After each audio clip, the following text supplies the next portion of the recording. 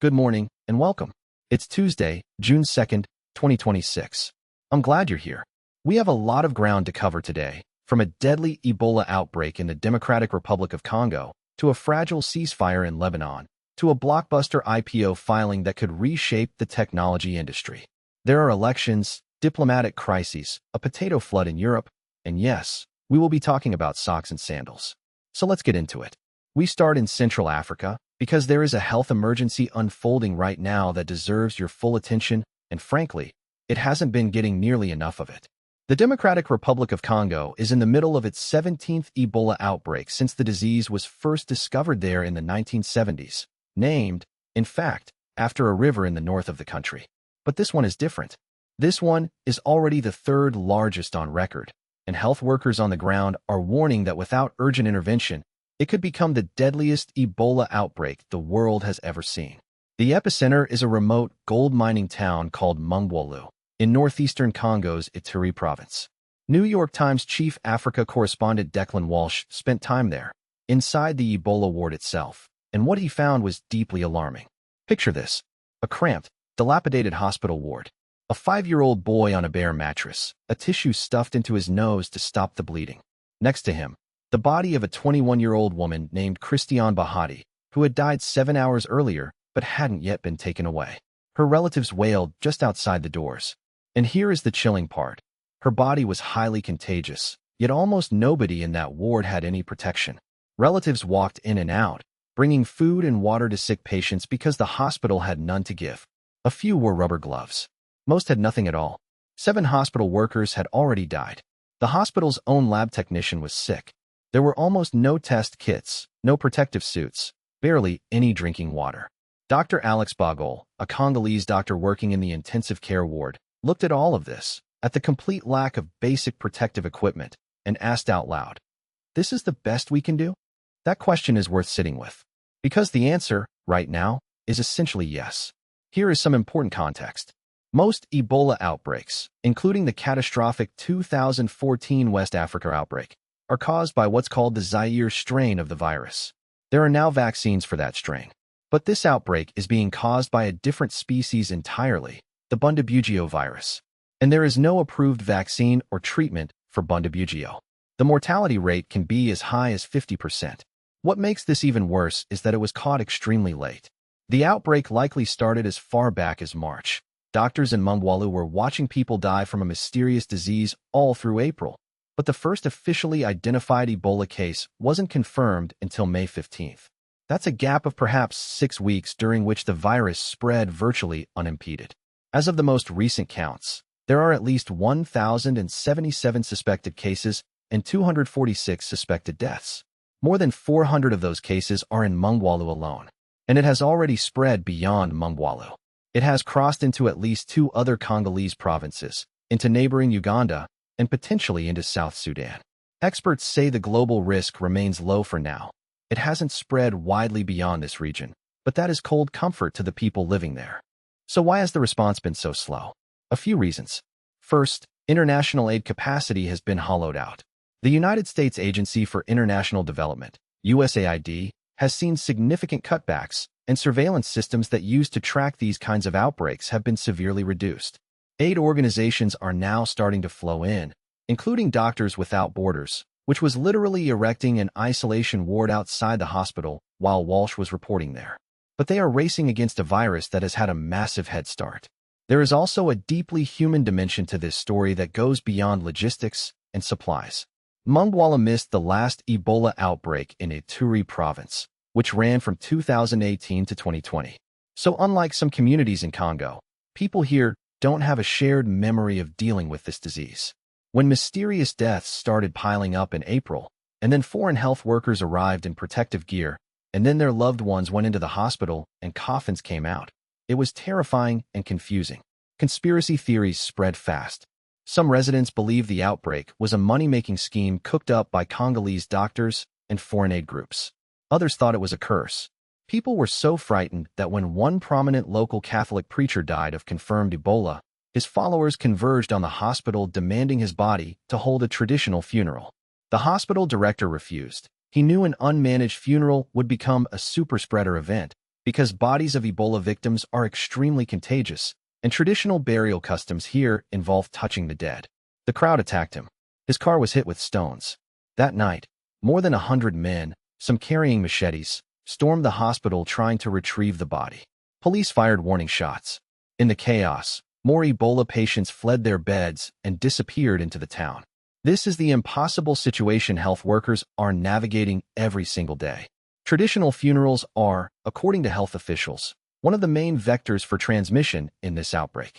Getting communities to practice safe burials means education, trust building, and sensitivity to deeply held cultural practices.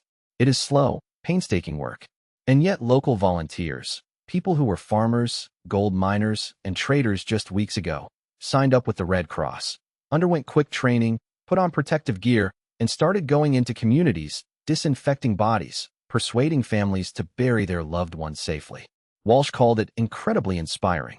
Even in the middle of this chaos, there is courage. Now, the scientific community is scrambling to address the gaping hole in our medical toolkit.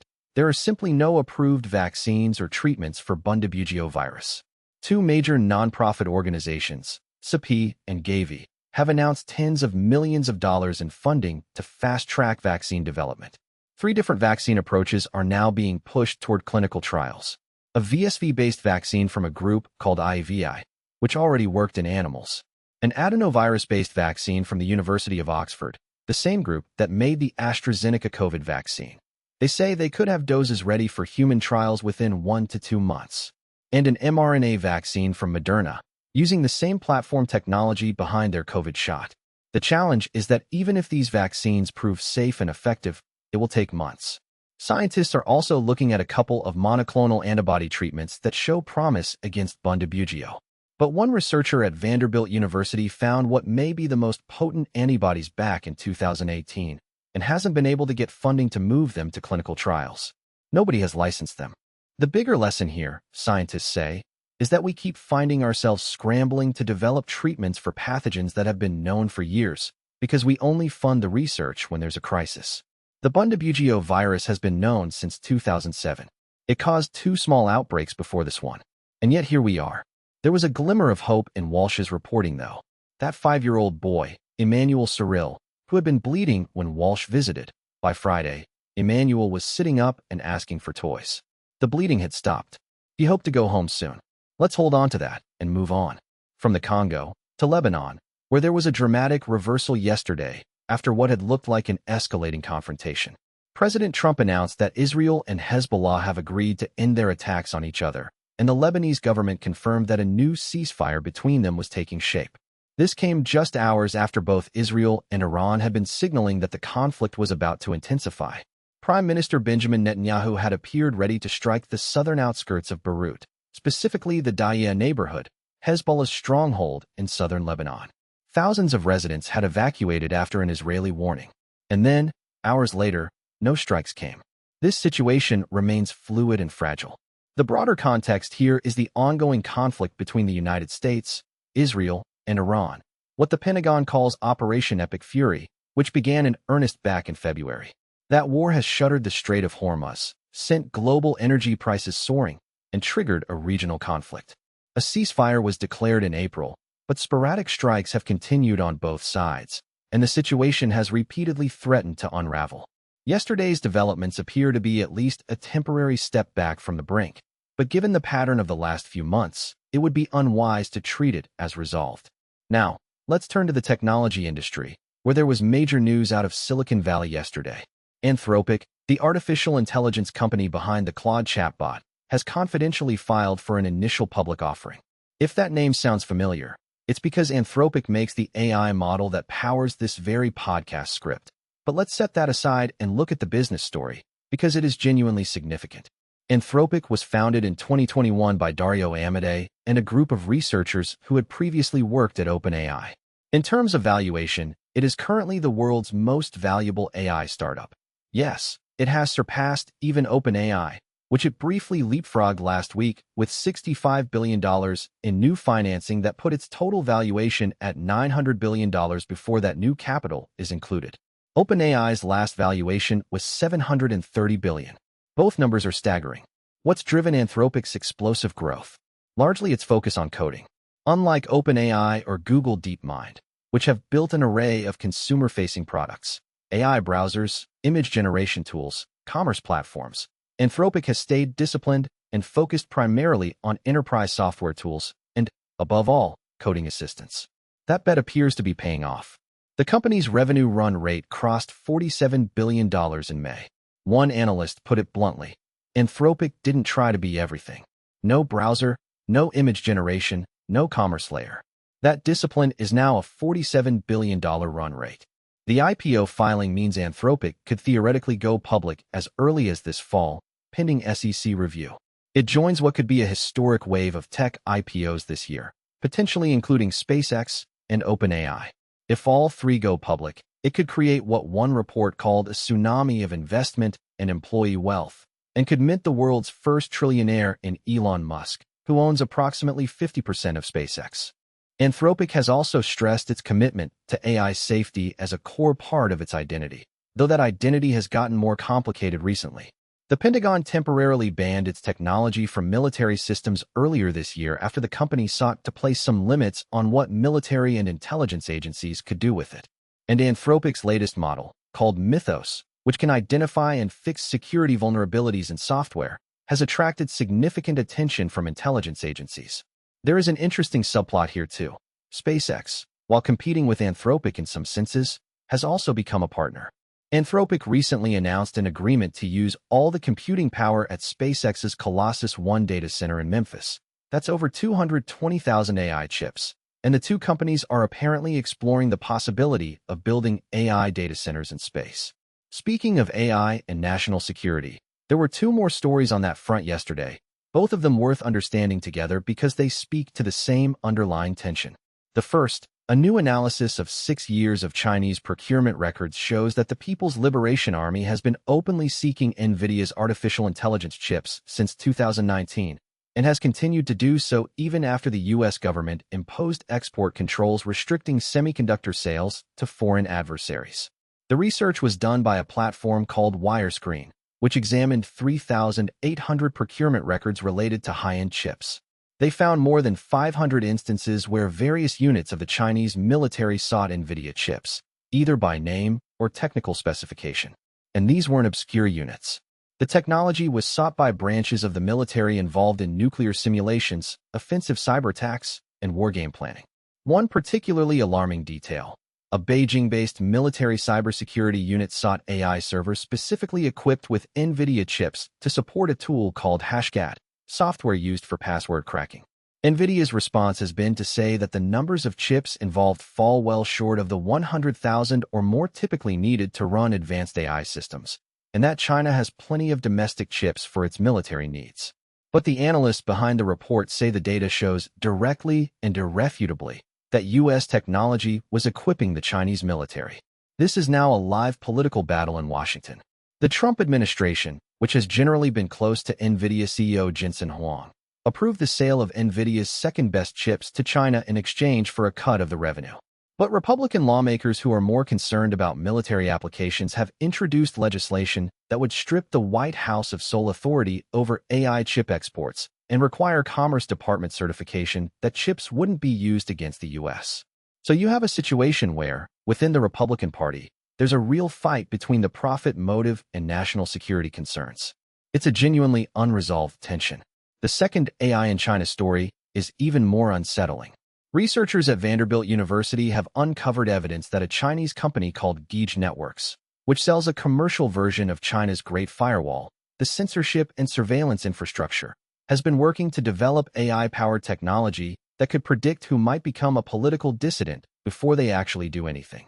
Based on leaked company documents, Geej researchers were building profiles of Chinese citizens using telecommunications data, social media activity, and location data, then applying AI models to flag who might pose a political risk. They were working not just to monitor dissidents, but to identify people likely to become critics of the government, the nightmare scenario that some researchers describe as pre-crime surveillance. Think of the 2002 movie Minority Report, but for thought crimes. There's a sobering note of ambiguity here. U.S. officials say the Biden-era chip export controls actually hampered Gee's progress. In 2024, the company struggled to find enough computing power and had to fall back on older, less capable AI models. So the restrictions worked, at least partially. But the Trump administration has since weakened some of those controls, and China is actively working to develop its own domestically sourced chips so it won't be dependent on American technology at all. The race is not over. One researcher at Vanderbilt put it plainly. This is what happens when mass surveillance meets AI. Without checks and balances, what China is doing to its own citizens is a preview of what becomes possible anywhere these tools go unchecked. Let's move from those heavy technology stories and check in on some important political news from around the world. Ethiopia went to the polls yesterday in a general election, the country's first since 2021. Prime Minister Abiy Ahmed, who won the Nobel Peace Prize in 2019 for his peace deal with Eritrea, is expected to win another overwhelming victory. His Prosperity Party won about 90% of the vote in the last election, and the opposition remains deeply fragmented, with around 50 parties competing without any broad national support. But this election is happening at a genuinely tense moment. There are signs that civil war could restart in Ethiopia's Tigray region, where a peace deal has been fraying. The federal government has moved troops toward the region after Tigray's main political and military force replaced the interim administration there with its own leader.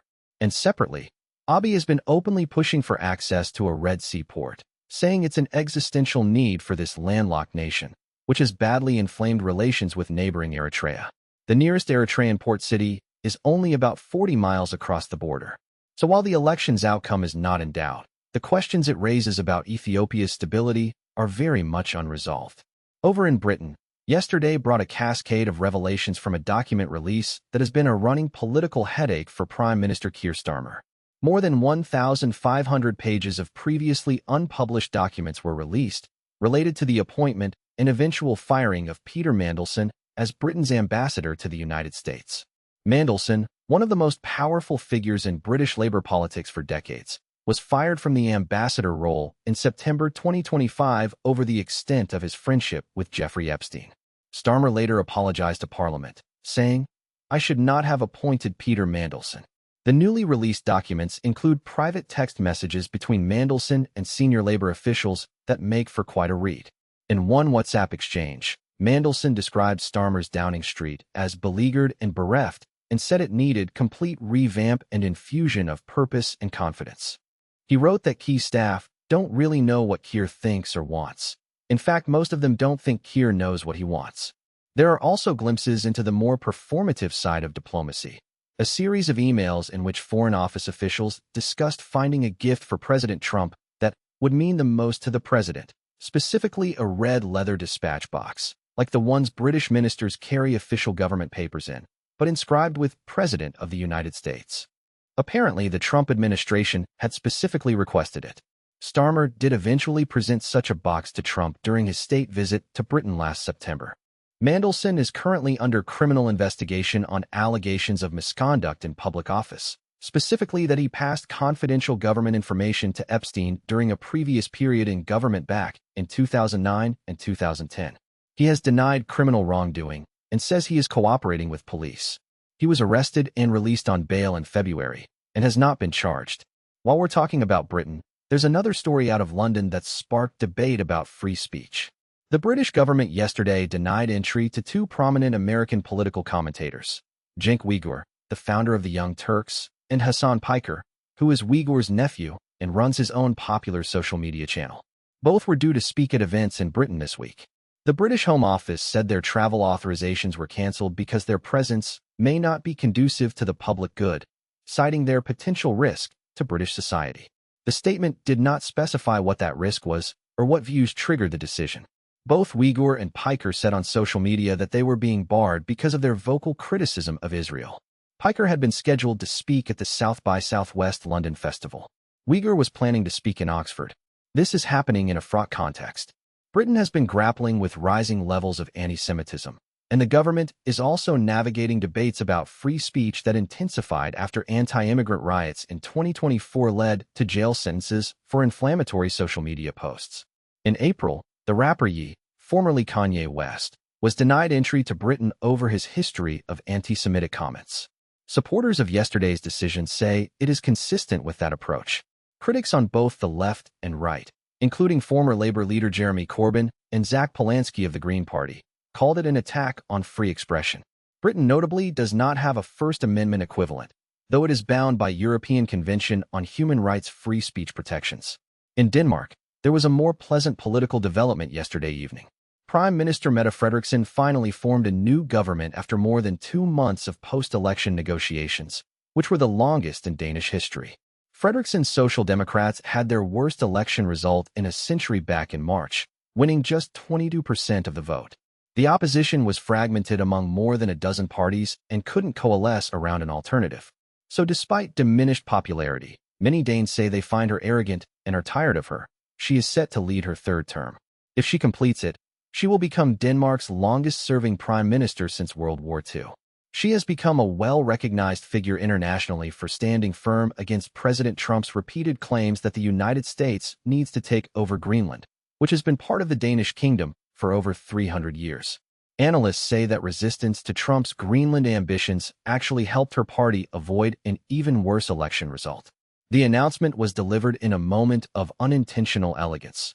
Frederiksen rushed to the harbor city of Odense to present the news to King Frederik X, who was aboard the royal yacht Dannebrog with Queen Mary for their summer cruise. The king announced the new government as the sun was setting over the water. "I know how much the Danish people cherish the royal couple and these summer voyages," Frederiksen told reporters at the dock. "So I thought I would not want to interrupt that in any way whatsoever." She is widely expected to use this term to position herself for a major international role afterward, potentially at NATO. As one analyst put it, she has a high star in European politics. Let's take a quick turn to something a bit lighter. Yesterday, pop star Dua Lipa and actor Callum Turner got married in London at the Old Marylebone Town Hall, one of the busiest wedding venues in Britain. It's a civic building that has hosted the weddings of Paul McCartney, Ringo Starr, Sylvester Stallone, Liam Gallagher, Jude Law, and Lena Dunham, among many others. It is also where, on any given day, regular Londoners get married alongside royalty and rock stars. There were 11 other couples who wed at the same venue on the same day as Dua Lipa. One couple outside told a Times reporter, jokingly, that they had tried to get information about the celebrity wedding from the registrar, but were refused. "This is the celebrity wedding," said the maid of honor at a different ceremony, pointing to her friend's wedding party. Hard to argue with that. Now, a story that was the most clicked link in yesterday's newsletter. It's a comprehensive timeline of U.S. military operations during the Trump administration's 2nd term, and it's worth walking through because it is genuinely remarkable in scope. When Trump campaigned for his 2nd term, he described himself as the candidate of peace. In his 1st term, he often criticized military entanglements as a waste of American resources. "Great nations do not fight endless wars," he said in a 2019 State of the Union address. Since returning to office, the United States has been involved in nearly a dozen military operations. In early 2025, airstrikes in Somalia against Islamic State operatives, a joint U.S.-Iraq operation killing a senior ISIS leader. Then Operation Rough Rider, a sustained campaign against Houthi militants in Yemen that burned through about $1 billion in weapons in its 1st month alone, before Trump announced a pause in May 2025 after saying he'd reached an agreement with the Houthis. In June 2025, Trump launched Operation Midnight Hammer, deploying B-2 stealth bombers to strike Iranian nuclear facilities at Fordo, Natanz, and Isfahan, which Trump said obliterated Iran's nuclear enrichment capacity. That escalated into what the Pentagon now calls Operation Epic Fury, a broader U.S.-Israeli conflict with Iran that has killed hundreds of people, shuttered the Strait of Hormuz, and sent global energy prices soaring. A ceasefire was declared in April, but as we discussed earlier, fighting has continued sporadically. In September 2025, the U.S. military began bombing boats in the Caribbean and Eastern Pacific it said were drug smugglers. 59 boats have been struck so far, killing more than 200 people. Legal specialists say the strikes are illegal extrajudicial killings. The administration has not provided evidence the targeted boats were involved in drug trafficking. In January 2026, U.S. Special Operations Forces raided Venezuela, extracted President Nicolas Maduro and his wife, and transported them to New York to face narco-terrorism charges. Both have pleaded not guilty. Maduro's vice president is now running the country.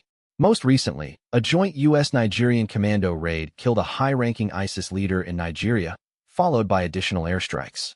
And an aircraft carrier has moved into the southern Caribbean Sea on the same day the Justice Department announced charges against Cuba's former president Raul Castro. The Times advised readers to keep an eye out. Whatever your views on these individual operations, the sheer breadth and pace of U.S. military activity since January 2025 is striking, and notably at odds with the stated pre-election posture.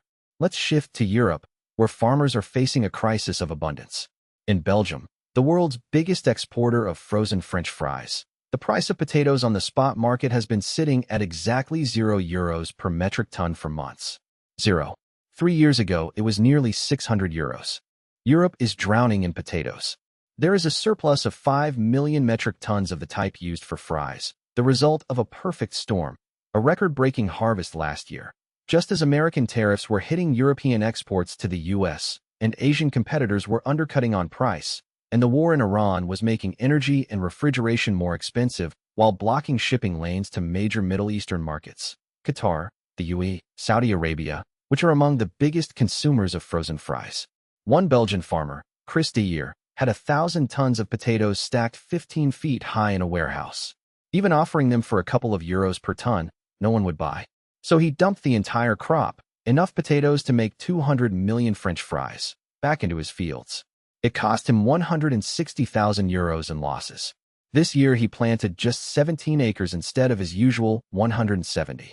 In Germany, a farmer with 4,000 tons of unwanted potatoes organized a series of public giveaways in Berlin, which locals took to calling the Kartoffelflut, the potato flood. Belgium exported $3.3 billion of cooked, frozen potatoes in 2025, nearly triple the amount a decade earlier. But many farmers wonder if the good years are behind them. One, added pressure. GLP-1 weight loss medications like Ozempic are leading more Americans to significantly cut back on fried food. Global demand for frozen fries is still growing, but at 2.5% a year now, down from 5% 5 years ago. And competition from China, India, and Egypt is intensifying. Their combined frozen fry exports doubled last year. One farmer summed up the situation with resigned pragmatism. Of course it's bad, but that's life. Let's take a quick trip to Canada, where the oil-rich province of Alberta is heading toward a political reckoning. On October 19th, Albertans will be asked whether they want to stay in Canada or whether they want to hold a second, binding referendum on secession. It is, as one journalist put it, a referendum on holding a referendum. This would have seemed like an extreme fringe position not long ago. No more than 20% of Albertans supported separation in recent polling. That number has now climbed above 30%. Alberta often calls itself the Texas of Canada, oil and gas country with a deep sense that Eastern Canada has been extracting its wealth while dismissing its concerns. The separatist movement has been energized by frustration with federal energy and climate policy, and by a sense that Ottawa simply doesn't listen. Some in the movement have had meetings with U.S. State Department officials, though the U.S. has denied making any commitments. The vision articulated by independence leaders is for Alberta and the United States to have a zero-tariff common market arrangement. U.S. Treasury Secretary Scott Bessent called Alberta a natural partner for the U.S. Even many Albertans who signed petitions to hold the vote are genuinely ambivalent about separation itself. "I love Canada. That's the hard part," said one pulp mill tradesman in the town of Slave Lake. He signed the petition anyway, to, as he put it, scare Ottawa. Prime Minister Mark Carney has called the referendum a dangerous bluff and compared it to Brexit. He and Alberta Premier Danielle Smith have been negotiating and recently announced a commitment to build a pipeline to carry Alberta oil to the West Coast for export to Asian markets. Whether that deal takes the wind out of separatist sails or whether the vote in October brings the question to a boiling point remains to be seen. Before we close out, a few quick stories. On the fashion front, socks with sandals are apparently back. Fashion critic Vanessa Friedman has a piece exploring this eternal tension. She calls it the Romeo and Juliet of fashion, forever torn asunder only to find their way back together. The combination dates to the Roman Empire. It became associated with uncool German tourists and Silicon Valley nerds. Now it's appearing on runways at Fendi, Miu Miu, and Dior Men. The shift may be partly driven by Gen Z's documented discomfort with visible toes. One stylist recommends tone-on-tone socks with sandals to create a streamlined silhouette. So if your students have opinions about your feet, you now have historical and runway precedent on your side. In sports, Serena Williams is returning to tennis at Queen's as a doubles wild card. It's been a long time coming. At Roland Garros, Aryna Sabalenka defeated Naomi Osaka to reach the quarterfinals. And Liverpool have sacked manager Arne Slot, their title-winning coach from last season, and are reportedly pursuing Athletic Bilbao's Andoni Iraola as his replacement. And a few cultural notes. There's a new TV series on Amazon Prime called Spider Noir, starring Nicolas Cage as a Depression-era, film noir version of Spider-Man. The Times television critic calls it fun in a minor way, the best part being Cage's inherent likability and his occasional bursts of wildman energy. If you're looking for something lighter to watch, that seems like a solid option. Ada Ferrer, the Pulitzer Prize-winning historian, has a new memoir out called Keeper of My Kin, which chronicles her family's life after the Cuban Revolution. The Times calls it a stirring family narrative that is narrowly focused but expansive in its resonance. If the subject matter interests you, it sounds like essential reading. And finally, a property in Costa Rica near the beach community of Playa Hermosa has been making the rounds. The owner said he wanted something that looked like a ruin, inspired by Latin America. The architect delivered 4 rectangular pavilions around a central pool, built from local Pacific cedar and Nicaraguan brick. There are 2 pyramid-shaped outdoor staircases rising from the water for sunbathing and diving, one of which contains a sauna and cold plunge. Simple luxury, as the owner puts it, and by the sound of it, deeply peaceful. That is the world on this Tuesday, June 2nd, 2026.